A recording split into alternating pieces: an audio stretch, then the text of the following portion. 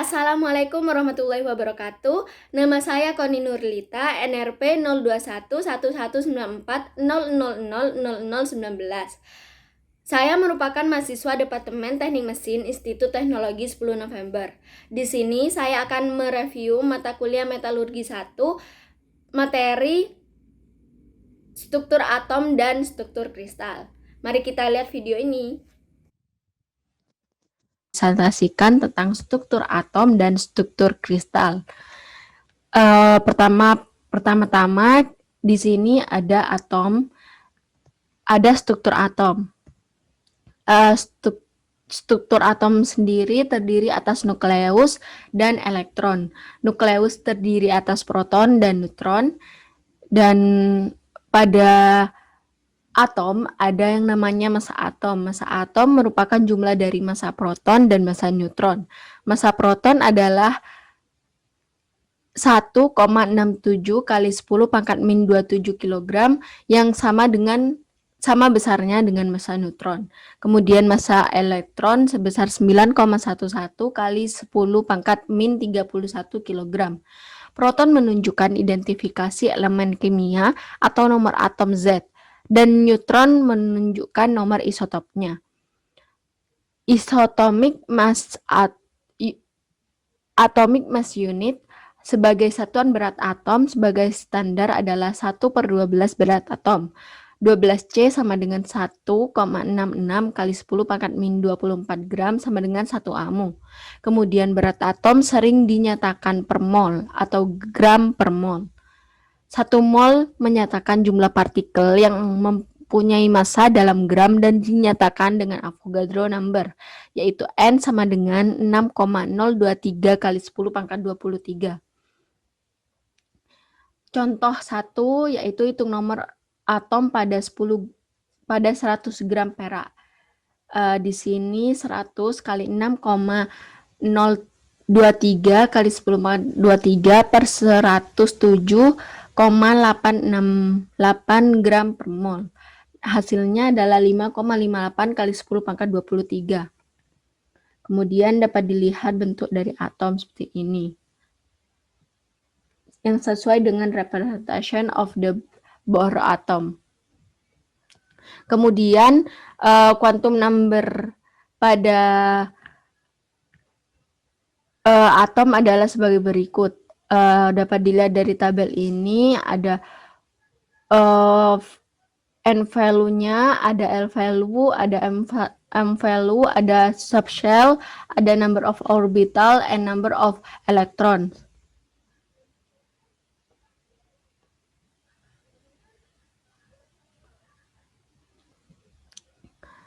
Berikut ini adalah tabel periodik yang sudah kita pernah lihat sejak SMA. Berikutnya adalah konsep ikatan atom. Pada konsep ikatan atom ini ditemukan pada elemen yang terletak di ujung horizontal tabel periodik. Kemudian atom dari suatu unsur logam dengan mudah melepaskan elektron valensinya ke atom yang non-logam. Semua atom memperoleh konfigurasi gas yang stabil atau inert, yaitu kulit orbital yang terisi penuh. Dan sebagai tambahan muatan listrik, artinya mereka menjadi ion. Kemudian dapat dilihat di sini elektron valensi dari Na pindah ke kulit dari Cl, jadinya Na plus ion dan Cl min ion. Berikut ini juga contoh dari ikatan kovalen. Kemudian berikutnya adalah ikatan primer. Ikatan primer ditemukan pada logam dan paduannya. Elektron valensi dilepaskan dari atom dan tersebar pada daerah laut elektron yang mengikat ion-ion. Ikatan logam bisa kuat atau lemah dan memiliki pengaruh besar terhadap konduktivitas elektrik atau termal. Berikut ini adalah contoh dari ikatan logam. Ikatan sekunder atau van der Waals bonding merupakan interaksi yang terjadi karena polarisasi dari molekul atau grup atom. Ikatan van der Waals umumnya lemah.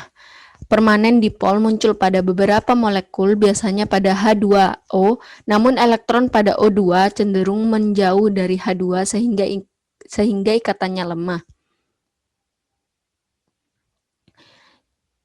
Ikatan sekunder atau van der Waals bonding, contohnya seperti ini.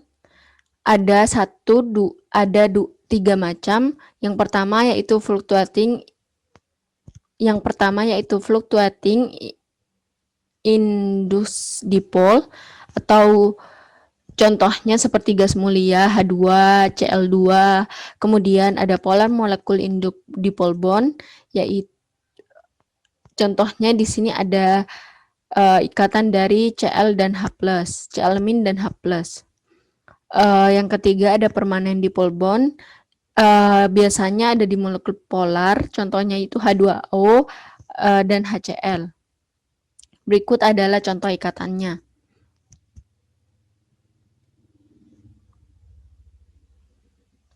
Kemudian pada konsep ikatan atom, di sini kita dapat melihat tabel energi dan temperatur lelehnya untuk beberapa varian. Beberapa varian substansi. Di sini ada ionik, kovalen, metalik, dan van der Waals, serta hidrogen. Di sini sudah lengkap informasi tentang informasi-informasi yang dibutuhkan. Kemudian ikatan kimia material. Ikatan kimia material berbentuk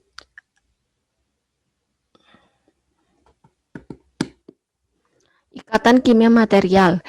Ikatan kimia pada material dapat berbentuk metalik atau sama dengan metalik. Bermalah.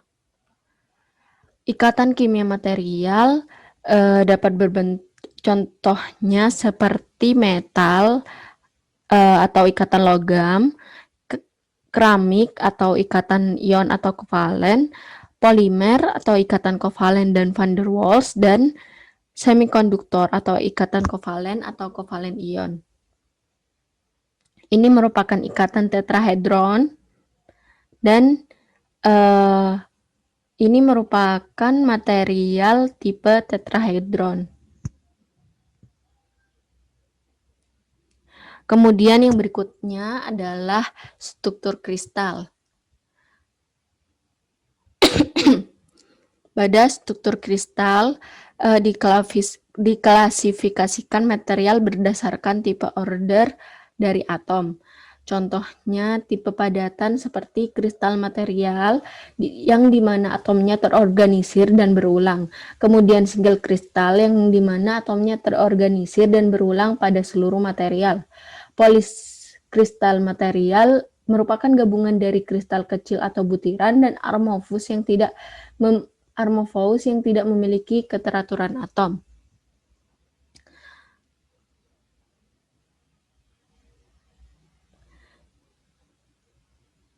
Berikutnya adalah karakteristik struktur kristal.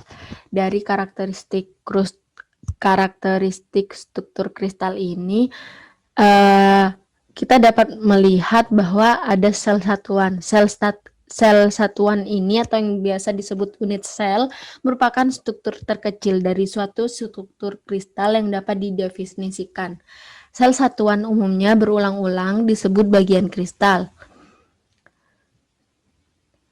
Misalkan di sini ada kubiknya ini ada sisinya biasanya disebut A, B, dan C, serta semua sudutnya bernilai sama, yaitu 90 derajat. Volume dari kubik ini dapat dihitung dengan A pangkat 3.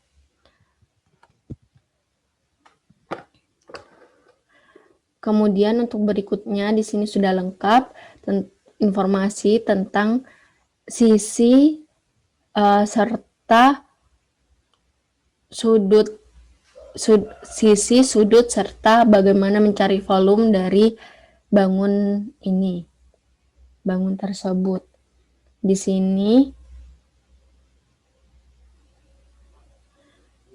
sini dapat terlihat bahwa ada simple cubic, body center cubic, dan face center cubic.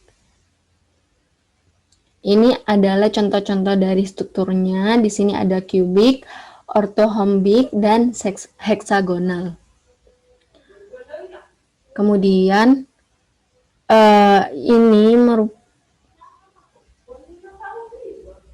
ini merupakan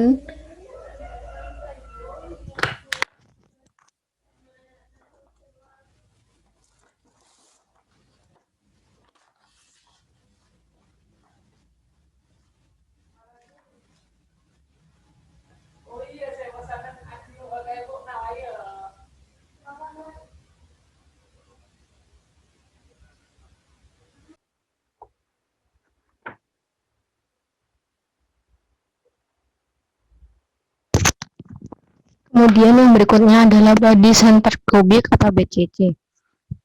Pada BCC ini contohnya merupakan MO, NB, CR, W, dan V serta VE yang di bawah 910 derajat Celcius atau juga TI yang suhunya di atas 883 derajat Celcius.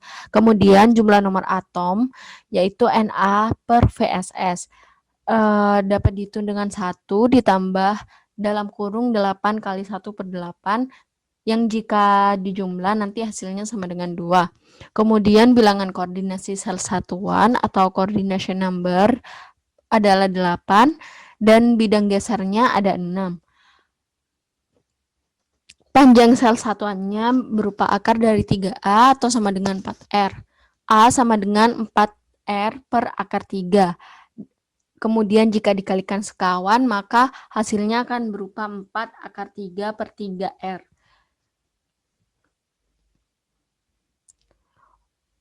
Kemudian bentuk berikutnya adalah face center cubic atau FCC. Contohnya adalah AL, CU, NI, AU, AG, PB, FE yang suhunya di atas 910 derajat Celcius dan CO yang suhunya di atas 417 derajat Celcius. Kemudian nomor jumlah atomnya dapat dihitung dengan Na per VSS yang hasilnya nanti sama dengan 6 kali 1/2 ditambah 8 kali 1/8.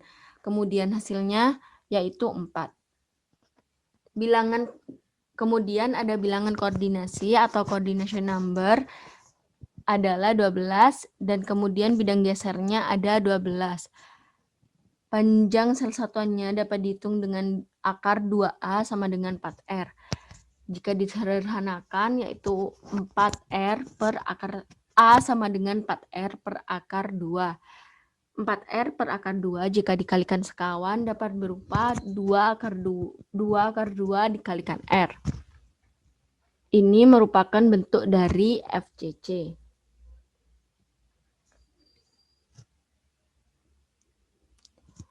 Hexagonal close pack atau yang dinamakan HPC. Contohnya yaitu MG, ZN, ZR, CD, dan TI yang di bawah 883 derajat Celcius serta CO yang di bawah 417 derajat Celcius. Jumlah nomor atomnya dapat dihitung dengan 3 ditambah 2 kali 1/2 ditambah 12 kali 1/6, yaitu hasilnya 6. Bilangan koordinasinya atau coordination number-nya adalah 12. Close pack direction atau close pack direction dapat dihitung dengan basal plane dikurangi 3 direction.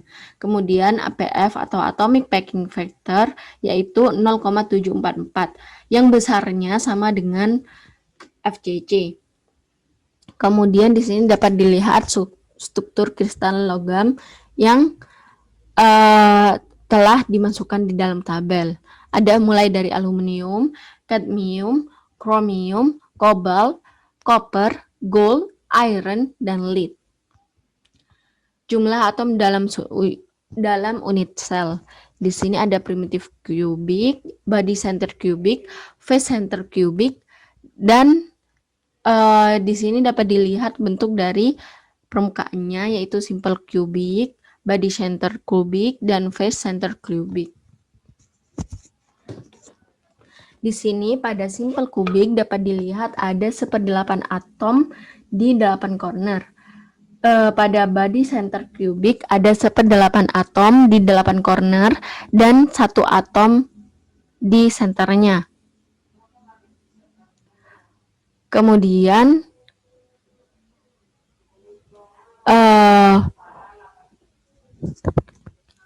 di sini ada phase center kubik yang besarnya ada yang di dalamnya ada 1/2 atom di 6 sisinya dan 1/8 atom di 8 corner. Kemudian ada atomic packing factor. Atomic packing factor merupakan fraksi volume yang diisi oleh atom. Dapat dihitung dengan volume atom pada unit satuan sel per volume unit sel satuan. Pada BCC dapat dihitung dengan seperti ini, hasilnya yaitu 68%, dan pada FCC dapat dihitung seperti ini, hasilnya 74%. Di sini ada juga tabel struktur kristal dari beberapa metal. Sistem kristal. Yang berikutnya merupakan sistem kristal. Pada sistem kristal, sel satuan didefinisikan dengan ukuran sel satuan, sudut antara sisi-sisi sel satuan, dan kemudian sistem kristal sendiri terdiri dari susunan sel satuan unit sel yang periodik di dalam sebuah kisi. Unit sel dapat mengandung atom tunggal atau atom-atom yang susunannya tetap. Kristal-kristal itu terdiri dari bidang-bidang atom yang menempati suatu jarak tertentu, tetapi dapat dipecah ke dalam beberapa bidang atom tiap jarak D yang berbeda. A, B, dan C, panjang dan sudut alfa, beta, dan gamanya diantaranya yang ada di antara A, B, dan C adalah konstanta kisi atau parameter-parameter yang dapat ditentukan dengan XRD. Oh, lupa ya tak ya. Kisi dan sel satuan. Berikutnya, setiap kristal diturunkan dari building block.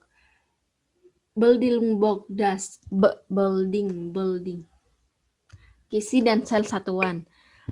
Setiap kristal diturunkan dari building block dasar yang berulang dari segala arah. Building block ini dikenal sebagai unit sel atau sel satuan. Sebuah kristal memiliki simetri translasi. Jika rho R adalah rapat elektron dalam kristal, maka R ada 3 vektor, yaitu A, B, dan C sedemikian rupa sehingga rho R sama dengan rho dari R plus U kali A plus V kali B plus W kali C, dengan U, V, dan W sebagai integer. Setiap bentukan identik dinamakan sebagai unit sel. A, B, dan C merupakan vektor satuan. Panjang vektor sel satuan adalah A atau sama dengan mutlak dari A, B atau merupakan mutlak dari B, dan C yang merupakan mutlak dari C. Alfa, gamma, dan beta. Alfa, beta, dan gamma adalah sudut-sudut antara vektor-vektor sel satuan. Berikut adalah bentuk dari geometri sel satuan. Di sini dapat terlihat bahwa alfa merupakan sudut di antara B dan C, sedangkan gamma merupakan sudut antara A dan B, dan beta merupakan sudut antara A dan C. Sistem kristal, pengaruh arah bidang dan bidang dasar kristal. patah getas muncul pada bidang tertentu. Sifat elastis dari struktur kristal tergantung dari arah pembebanannya. Deformasi permanen muncul karena proses pergeseran sliding antara bidang kristalnya. Di sini kita dapat melihat bahwa kristal sistem dari kubik axial relationship-nya adalah A sama dengan B sama dengan C. Maksudnya di segala sisi besarannya itu sama. Kemudian interaxial angles dari kubik besarnya itu sama, yaitu 90 derajat. Di sini juga disertakan heksagonal dan tetragonal. Arah yang kemudian untuk selanjutnya itu arah kristal. Arah kristal ini dapat dilihat di sini contohnya. Ini A merupakan proyeksi dari sumbu X dan B merupakan proyeksi dari sumbu Y serta C merupakan proyeksi dari sumbu Z. Di sini ada contohnya garis merah ini, garis arah kristal ini dapat dihitung dengan pada sudut A per 2, pada sisi A per 2, pada sisi B merupakan besarannya merupakan 1 dan pada C tidak memiliki besaran karena di sini tidak melewati atau tidak memiliki proyeksi ke sumbu C-nya. Di sini dapat dilihat projection-nya A per 2, 1B dan 0C. Kemudian dapat ditulis setengah 1 dan 0. Karena di sini belum genap, maka dikalikan dengan penyebutnya, yaitu dikalikan 2 semuanya sehingga X-nya adalah 1, Y-nya adalah 2, dan Z-nya adalah 0. Di sini juga ada contoh-contohnya dari menentukan arah kristalnya. Kemudian berikutnya di sini juga contoh-contohnya. Arah yang biru dijelaskan dengan angka yang biru dan arah yang merah dijelaskan dengan angka yang merah. Contohnya ini memiliki besaran pada X saja karena tidak melewati atau tidak memiliki proyeksi pada sumbu Y dan sumbu Z. Ini juga hanya melewati sumbu Z dan pada titik merah ini hanya melewati sumbu X dan sumbu Y, tidak melewati sumbu Z sehingga besarannya itu 1, 1, 0. Untuk yang lain bisa baca sendiri karena sudah jelas dan sesuai dengan contoh yang telah disebutkan tadi. Hanya beda angka dan beda sisi. Kemudian pada kelompok arah kristal di sini dapat dikelompokkan jika besarannya 1, 1, 1. Contohnya ada 8 ini. Mulai dari yang arah pertemuan X atau arah sebaliknya dan banyak sekali, ada 8 dari variasi 1, 1, 1 ini. Kemudian ada juga indeks Miller. Indeks Miller ini adalah kebalikan dari fraksi intersip di mana bidang-bidang membuat sumbu kristalografi. Axial length ini dapat dilihat bahwa ada di sumbu A ada 4, terus di sumbu B ada 8 dan di sumbu C ada 3. Di sini pada sumbu A ada sebesar 1, sedangkan pada sumbu B sebesar 4 dan pada sumbu C sebesar 3. Kemudian intersip length-nya dibagi dengan axial length-nya. Jadi 1/4, B-nya jadi 1/2 dan C-nya jadi 1. Kemudian Miller Indices-nya adalah 4, 2, dan 1. Miller Indices-nya ini berupa H, K, dan L. Kemudian pada bidang yang merah ini juga sama pada axial length-nya, yaitu 4A, 8A, dan 3A. Intercept length-nya tak terhingga karena di sini tidak ada batasnya, dan 8A serta tak terhingga. HKL-nya adalah 0, 1, 0. Kemudian di sini juga ada bidang geser. Di sini dapat dilihat bahwa B-nya karena arahnya berlawanan, maka besarannya itu min B. Kemudian C-nya sebesar setengah dan A-nya sebesar tak terhingga karena tidak ada batasnya. Hasil akhirnya adalah 0, strip 1, dan 2.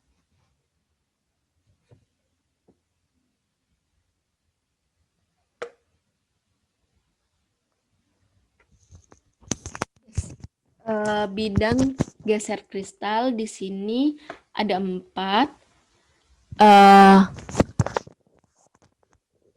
Yang bentuknya 100, 110, 111, dan 012. Kelompok bidang kristalnya pun di sini telah dijelaskan. Contoh FCC bentuknya seperti ini, BCC-nya seperti ini, dan kelompok bidang kristalnya dapat dikelompokkan menjadi 9 seperti ini.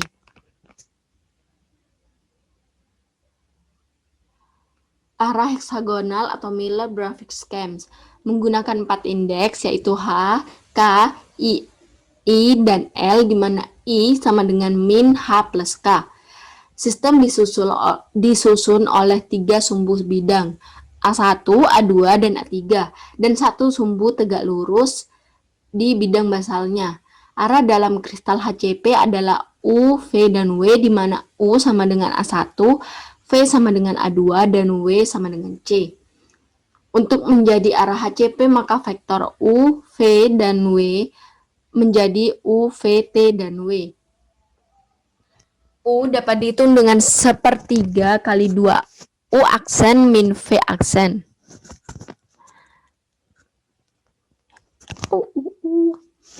Kemudian yaitu arah heksagonal atau yang biasa disebut Miller-Bragg schemes menggunakan 4 indeks, yaitu H, K, I, L, di mana I sama dengan min dalam kurung H plus K. Sistem disusun oleh 3 sumbu bidang, yaitu A1, A2, dan A3, dan 1 sumbu tegak lurus di bidang basalnya. Arah dalam kristal HCP adalah U aksen, V aksen, dan W aksen, di mana U aksen sama dengan A1, V aksen sama dengan A2, dan W aksen sama dengan C. Untuk menjadi arah HCP, maka vektor U aksen, V aksen, dan W aksen harus diubah menjadi U, V, dan T, U, V, T, dan W. Kemudian U dapat dihitung dengan sepertiga kali 2 U aksen min V aksen, dan V dapat dihitung dengan 1/3 kali 2 V aksen min U aksen, T dapat dihitung dengan min U plus V, dan W dapat dihitung dengan W aksen.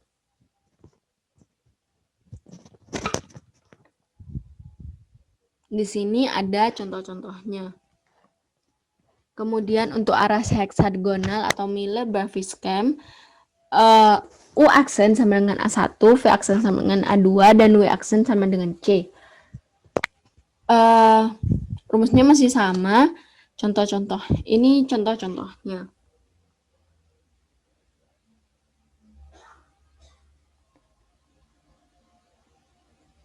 Ini masih sesuai dengan yang tadi, masih sama. Namun ini adalah bidang heksagonal, yaitu Miller-Bragg indices. Reguler dari 3 indeks sistem tidak sesuai.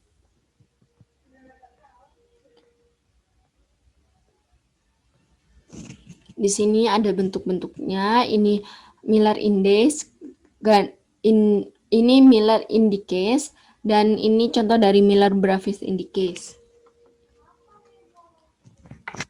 Bidang heksagonal atau Miller-Bravais Indices ini contohnya seperti ini cara perhitungannya.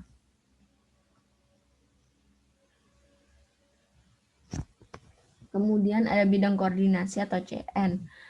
Pada bidang koordinasi, jumlah ion atau atom yang langsung mengelilingi pusat atom dan bergantung pada ukuran relatif dari suatu ion. Angka yang bidang koordinasi juga merupakan angka yang menyatakan banyaknya atom-atom tetangga yang terdekat. Jika struktur kristalnya berbentuk HCP, maka bilangan koordinasinya adalah 12. Jika FCC adalah 12 juga, dan BCC bilangan koordinasinya 8, sementara SC bilangan koordinasinya 6. Ini contoh bilangan koordinasi dari SC, ini bilangan koordinasi dari BCC, dan ini CN pada FCC.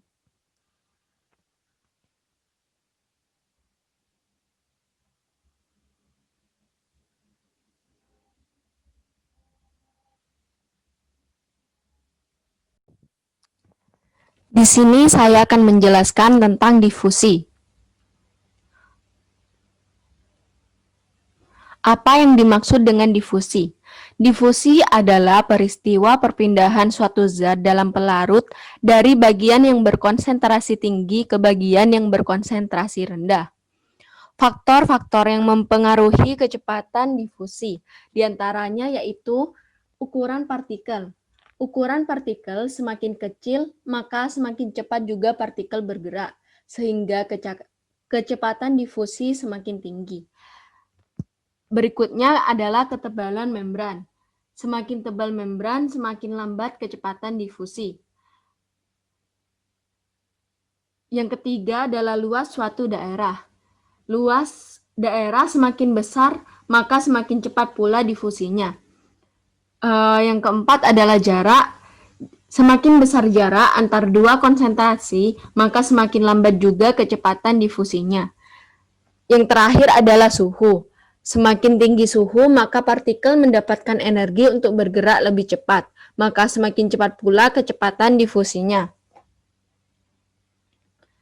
Mekanisme difusi ada 3, yaitu vacancy diffusion, interstitial diffusion, dan interchange diffusion.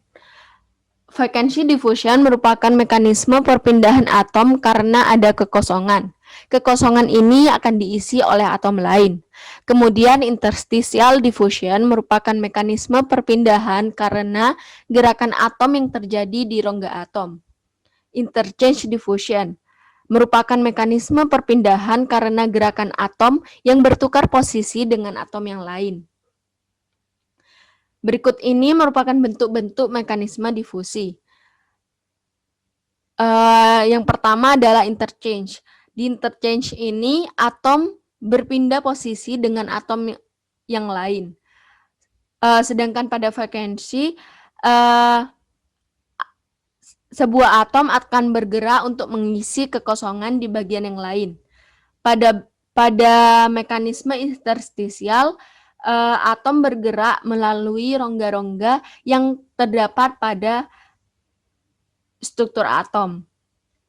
Kemudian atomic point defects, atau yang biasa kita sebut dengan cacat titik.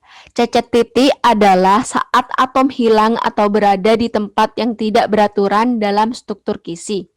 Cacat titik meliputi atom interstisial sendiri, atom pengotor interstisial, dan atom substitusi dan kekosongan.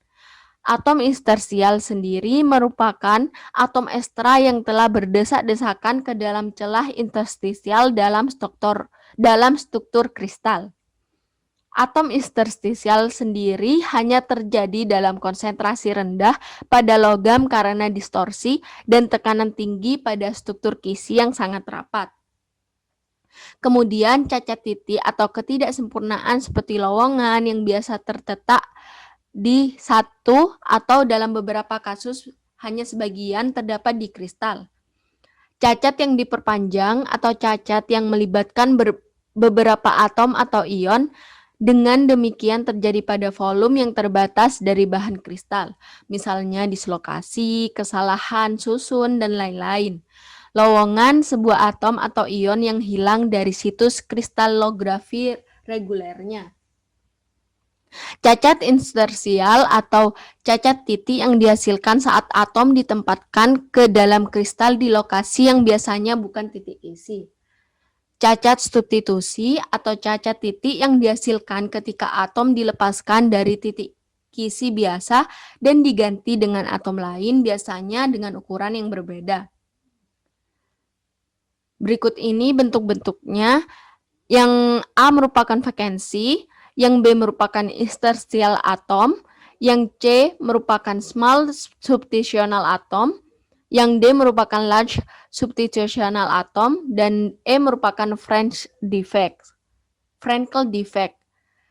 Sedangkan yang F atau yang terakhir merupakan Schottky defect. Kemudian, bahan yang tidak homogen dapat menjadi homogen melalui difusi. Agar difusi aktif terjadi, suhu harus cukup tinggi untuk mengatasi hambatan energi gerak atom. Berikut ini contoh pergerakan dari atom sendiri. Mula-mula atom A dan atom tipe B yang memiliki warna yang berbeda, berpisah, dan tidak menyatu. Setelah adanya difusi, atom A dan atom B melebur dan menjadi bentuk atom yang berbeda. Kemudian, bentuk dari aplikasi difusi. Yang pertama adalah nitridasi atau karburisasi untuk pengerasan permukaan baja. Yang kedua adalah PN junction atau difusi dopan untuk perangkat semikonduktor. Yang ketiga adalah pabrikan botol minuman plastik atau balon Millard TM. Kemudian yang keempat adalah sputtering atau annealing material magnetik untuk hard drive. Kemudian yang kelima adalah galvanisasi hot dip atau pelapis dan film tipis. Kemudian yang terakhir adalah lapisan penghalang termal untuk pisau turbin. Berikutnya adalah interdifusi. Interdifusi terjadi sebagai respon terhadap gradien konsentrasi. Suhu harus cukup tinggi untuk mengatasi hambatan energi untuk gerakan atom. Panas yang terjadi menyebabkan atom bergetar. Amplitudo getaran meningkat seiring dengan meningkatnya suhu atom. Pencairan terjadi ketika getaran telah cukup kuat untuk memecah ikatan. Berikut ini adalah bentuk dari interdifusi. Mula-mula berbentuk seperti ini, kemudian setelah beberapa waktu, setelah terjadi interdifusi, maka berbentuk seperti gambar berikut. Yang berikutnya adalah self-diffusion.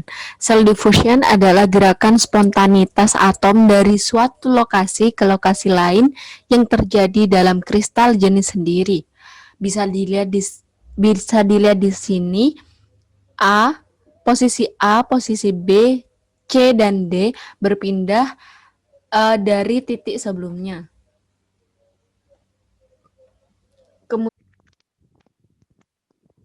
Yang berikutnya ini ada rumus NV sama dengan N0 X kali min Q per K kali T. NV di sini merupakan equilibrium dari vakensi. N0 merupakan total number dari lattice types. Kemudian K merupakan Boltzmann constant. Dan Q merupakan activation energy for vacancy formation. Kemudian terbentuk grafik-grafik seperti ini. Kemudian di sini ada mekanisme difusi. Ada 3, yaitu self-diffusion, vacancy diffusion, dan interstitial diffusion. Pada self-diffusion dapat dilihat pada gambar ini bahwa atom bergerak sesuai dengan panah yang telah dicantumkan di sini. Sebelum difusi,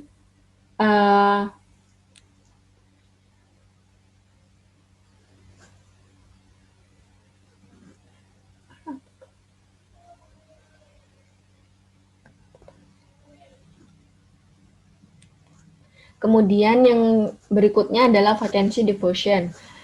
Atom bergerak mengisi kekosongan yang ada di dalam ruangan ini. Pada yang ada di... Ya Allah, bak na ganggu nak mas.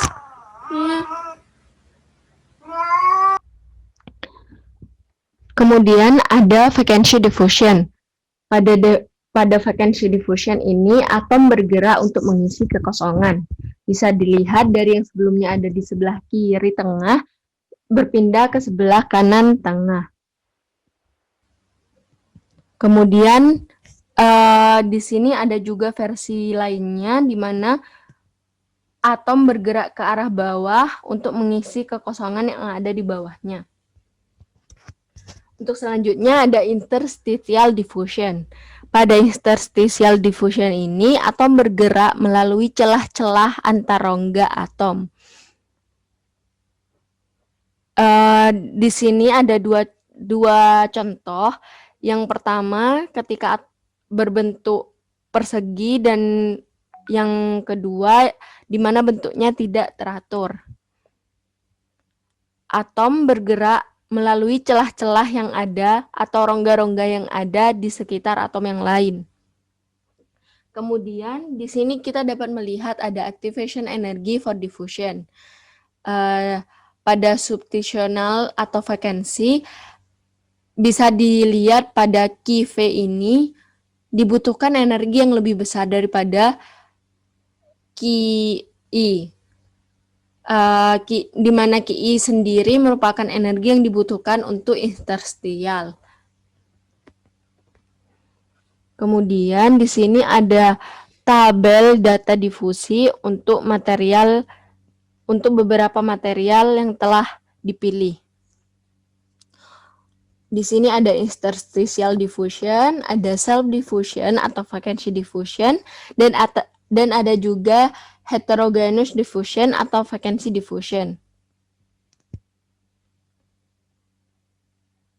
Kemudian ada fixed first law, di mana hukum pertama fix atau persamaan yang menghubungkan fluks atom dengan difusi dengan koefisien difusi dan gradien konsentrasi.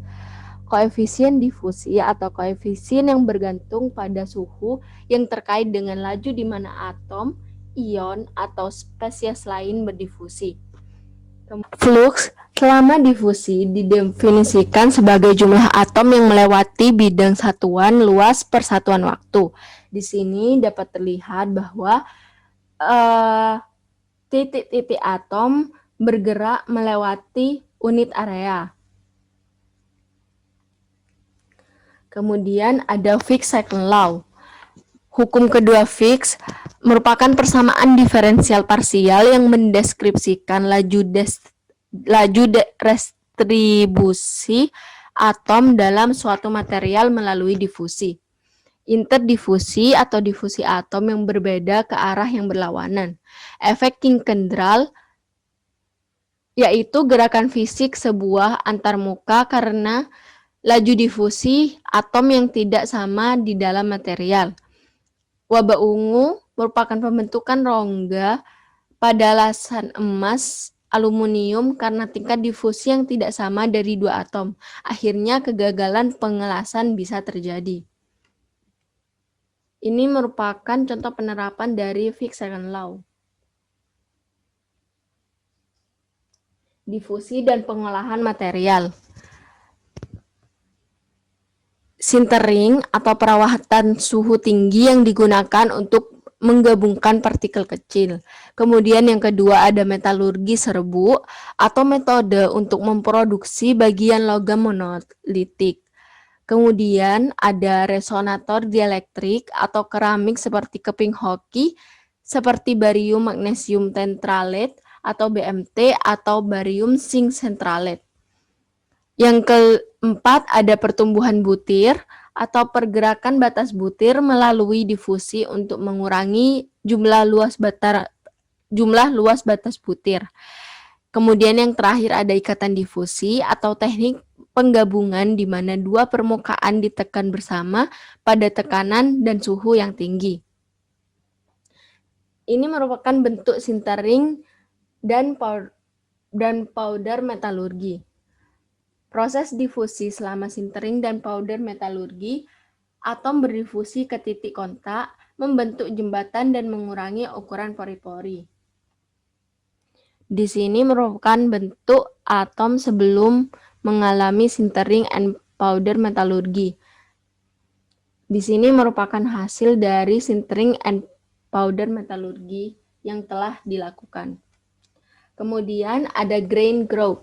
Grain growth terjadi saat atom berdifusi melintasi batas butir dari satu butir ke butir yang lain.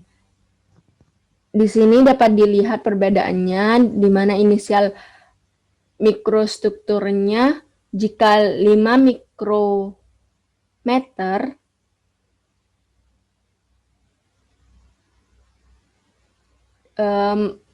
memiliki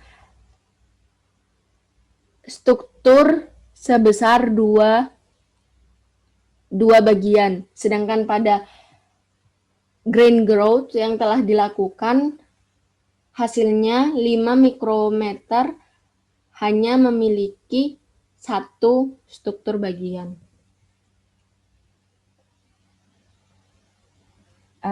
Itulah penjelasan dari saya. Sekian dan terima kasih atas perhatiannya dan wassalamualaikum warahmatullahi wabarakatuh. Tak kira apa berapa menit, Boy?